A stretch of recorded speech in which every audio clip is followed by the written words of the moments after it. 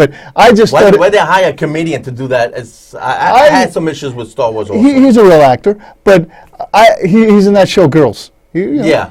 I have no problem with his ability was fine, but I'm just saying that it was hysterical that he had sort of like in Spaceball that dark helmet. Yeah. He had the big helmet. All of a sudden he opens it and he goes, "Oh, he's just a normal looking guy." Yeah. Well, why the heck do you have that? And it's basically an intimidation factor. Yeah. Right. And also in Spaceballs, like they make a lot of like, like a lot of jokes like, "Oh, you're doing this because of that?" Yeah. And it's so stupid. And what do you call that? In The Force Awakens, they do the thing where, we're gonna go and destroy this. We're gonna just go in and find the weak point and blow it up. And somebody says to them during the time they're filming all this, and go, "Wait a minute, this is just like blowing up the Death Star, right?" Yeah. And I think they took on 30 years between each other or 40 years between each other. Right. I'm surprised that guy even knows the whole story of how they blew up the Death Star. And they go, no, wait a minute. This is not like blowing up the Death Star, because this is 30 times bigger. This is a planet. Oh, okay. Right, it's a planet, so it's 30 times bigger. It makes it a whole lot different. Well, it was a joke. The Force Awakens has almost like the same beats. The way, like, okay. There are a lot of beats. They're very similar. Yeah, Luke is watching the action, and he sees Obi-Wan Kenobi fighting Darth Vader, and Obi-Wan gets killed by Darth Vader, or sacrifices himself, okay? Right. And over here, he goes Han Solo, meeting Kylo Ren, meeting his son, and all of a sudden, Rey, the Stormtrooper dude, and Chewbacca are watching this, and all of a sudden, Han Solo gets killed, Right. I mean, so it does have the same beats. Same thing like Batman versus Superman. It has the same beats as Civil War. Civil War. Basically, these two guys are beating the crap at each other, and then they finally join forces. Because of a miscommunication, that they believe that something is the way it is when it really isn't, because they were manipulated by one person like Lex Luthor. Right. We're spoiling this for you. Sorry. Yeah, well, a lot of it you can read on the internet. Now, if you've been avoiding the internet, sorry about that. Okay, so with the Civil War. Oh, and another thing about Star Wars, you forget. In the beginning, like in Star Wars, they have to do a rescue. They have to rescue the princess. Right. The stormtrooper, where they dress up like stormtrooper to save the princess to get her out of there. So then they do sort of the same thing where you already have a stormtrooper who's already dressed up as a stormtrooper, and he saves what's the name of that character who's like the Han Solo character. He saves him and whisks him off the. It's got okay. Let's not forget about the movie tradition, right? There's 7 basic tales to tell. Okay. There's always the boy saves girl, the revenge, the triangle, redemption. Okay, there's 7 stories. Okay, and I mean it's worked for what's the longest franchise? The two longest franchises. Okay, before Batman and Star Wars and all that. The first one will be Godzilla, because he started in the 50s. Now this is not talking about comic books, okay? Because then. If you want to talk about comic books, then Batman and Superman both started with comic books. But I'm just talking as movie franchises. Now, Batman and Superman also had their own TV series. We're talking for movies over here. So let's make that the starting point. Starting point was the longest franchise right now in the history of cinema is Godzilla. Okay, started in the 50s. And eventually he became the anti-hero. He beat the saving the children, blah, blah, blah, all that. But the point was, Godzilla comes out of Tokyo Bay, out of the water, out of the ocean, whatever, and the army confronts him and try to put a stop to him. They have a fight. He goes back in the water. So a strange alien creature from outer space comes and ready to destroy Earth. Godzilla fights the evil monster from outer space and saves the day. Okay, he saves the planet Earth. Okay, and you have some kid at the end. Bye, Godzilla. Whatever. Okay. 25 movies later, he's doing the same crap. Comes out of the water, fights the tanks, and fights the evil creature, goes home and saves the day, okay? James Bond, okay? James Bond, what he does, he's got to find the evil villain who's hiding in a crater or some huge hysterical place that radar cannot find. But he's sticking like a sore thumb in a giant mountain, okay? What happens? He meets up with the first girl. I need to find this villain. She gets knocked up and she tells him the story. He finds the second girl, goes to bed with both of them. The first one gets killed. Goes to bed with the second girl. She tells him, I'm going to join forces with you because the evil bad villain mistreated me. So I'm going to join forces with you, James Bond, and we're going to find the villain and we're going to knock him off, right?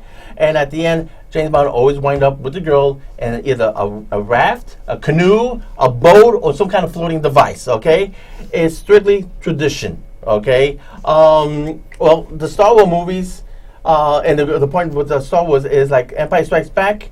Well, the second movie, Star Wars number 8, is going to be kind of resembling Empire Strikes Back. That's what I'm trying to lead up to. So it kind of resembles that, right, with the same beats. I mean, in this year alone, we have 2 superheroes beating the crap at each other, okay? And when we get in Civil Wars, 2 superheroes beating the crap at each other, except his friends joins in for the fun. I mean, that is pretty funny. Bucky and Captain America beating the crap out of Iron Man. I think that was pretty funny. But, you know, it's always, that's history. It's always like the same kind of beats in the movie. The whole idea is, and Spielberg has said this himself, who's great at manipulating his own movies by I mean, he's milked Citizen Kane for everything that it's worth, okay? If you watch every movie of Steven Spielberg's, there's always a little tip to the hat of Citizen Kane, okay? You filmmakers know what I'm talking about. The end of Citizen Kane, the character dies and he's talking about Rosebud, and Rosebud is about a sleigh, and it's among all the treasures that he collected through the years, the character collected, and the tray, and the little sleigh, little wagon there, whatever you call it, and it's buried among all the collection and stuff like that. Well, he took that scene and put it and at the end of Indiana Jones, Raiders of the Lost Ark. They find the Ark, they put it in a crater, and they put it in a warehouse, completely buried among all the other crates, not knowing if it's ever going to be discovered. So Spielberg is good for that. I mean, to the point where even Spielberg and Lucas got together. Lucas wanted to do Flash Gordon. They wouldn't give him the rights to that, so he made his own Flash Gordon called Star Wars. Steven Spielberg got turned down to do James Bond. The movie, I believe, was For Your Eyes Only. At that particular time, they didn't take Steven Spielberg serious. That's before he got the Oscar for Schindler's List. So they didn't take him seriously, and they said, I want to make my own James Bond. George Lucas goes, we got our own James Bond. I got a character called Indiana Jones. How about that? So let's make our own James Bond.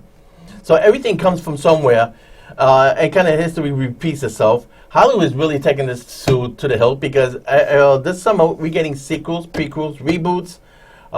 There's another name, Preboot? Yeah, I think they call it Preboot or something like that. I gotta put that article on my blog this coming week, and it talks about they're taking something and they're just reinventing it. And the best one example is Jurassic World, which is actually a kind of a sequel to Jurassic Park, but then again, it's kind of rebooting it because they're going back to the park and having brand new dinosaurs.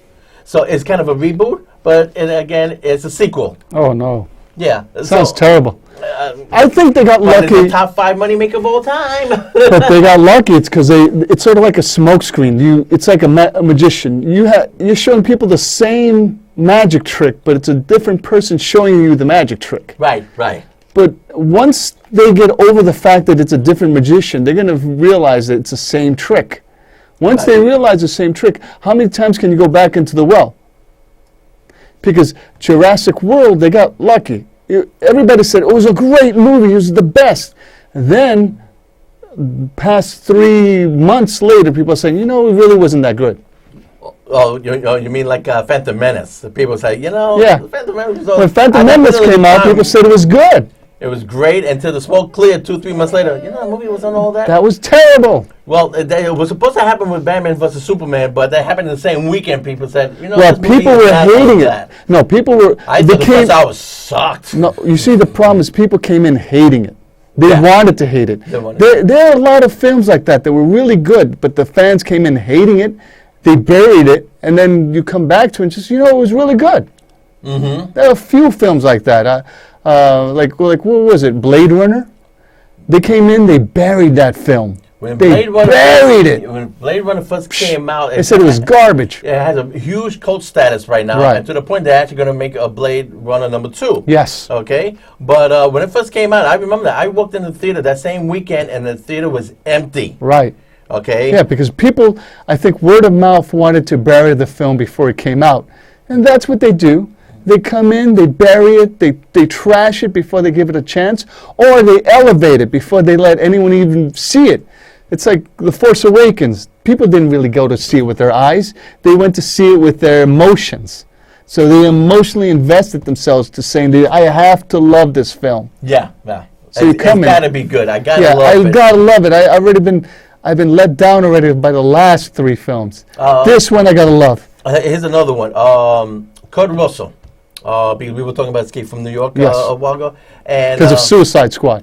Right. We're going to get to the Suicide Squad. I want to know what's in your opinion there. Real quick. Kurt Russell did a movie called The Thing. Okay? Right. And that was a remake of The Thing from Another World back in the 50s. Except in the black and white film, it was basically a huge walking carrot because it was made out of vegetable. They couldn't get to the original story. The original story was the alien creature will morph into anything. And John Carpenter, when he did The Thing, the creature will morph into really like violent creatures. It would take a human form and then a dog form, and then it would just it would turn into a hideous shape. At one point they try to kill it, and the head would separate, and pretty gross for that time. The head would separate, and then all of a sudden the head would grow legs like a spider and walk away. At that time, picture was considered gross. They didn't look at it as a horror fiction. Excuse me, as a science fiction movie. They look at it as a horror movie, and it got banned. And unfortunately, it came out just a couple months after E.T. And already the word of the mouth. We went to see we have free tickets. We went to see a preview. Have the theater, even free tickets. The theater was half empty because this is no E.T. This is a really disgusting horror movie. They buried it. It died opening weekend. Yes. The Thing is considered a science fiction classic. I now. remember that. I remember. In that time, Free tickets. nobody wanted to see it. Everybody. I remember people who I knew said, "Oh yeah, let's see this," and everybody was sort of convinced not to see it. Now, talk about the Escape from New York. Now, you compared Oh yeah. I was comparing the movie Suicide Squad that's going to be coming out, and I was saying, look, if they go by John Carpenter's like The Thing, that's in a John Carpenter film. If they go by way of Escape from New York instead of Escape from LA, it's going to be a sensational film. If they do that, sort of like the Gotham or New York or whatever is in the chaos, like an Escape from New York. And then these people have to go in there and do a rescue mission. And as they're going, people are being taken out left and right. Right. Then it's going to be a great movie because it would be like something out of like The Walking Dead. Like, oh, we're a band of brothers. We're going in there in a mission where we have to fight all this chaos. It's lawless. There's no law, so we can get taken out too. Nobody's respecting anybody. And, it's us against everybody else. Okay. If they do it that concept, I think that concept would be great. Okay, so let's do what we got. We're gonna wrap this up. So you think Suicide Squad is gonna be doing good? I think I'm gonna love it, but I think people out there are already starting to throw hate on it. I'm looking forward to Independence Day. I know it's a sequel, and we both agreed Ghostbusters is gonna be the big bomb of the summer. Ooh, yeah, there's so much hate on that already. The most hated trailer on YouTube. Go figure that out. Anyway, everybody, don't forget to go to the blog. We'll be back in 2 weeks. Boy, time went fast. Thank you, everybody. We're celebrating 20 years, 60 years in the air. And I'm Frank. I'm Mark. And we'll see you in 2 weeks. Thanks, everybody, for tuning in. We'll see you then. Adios.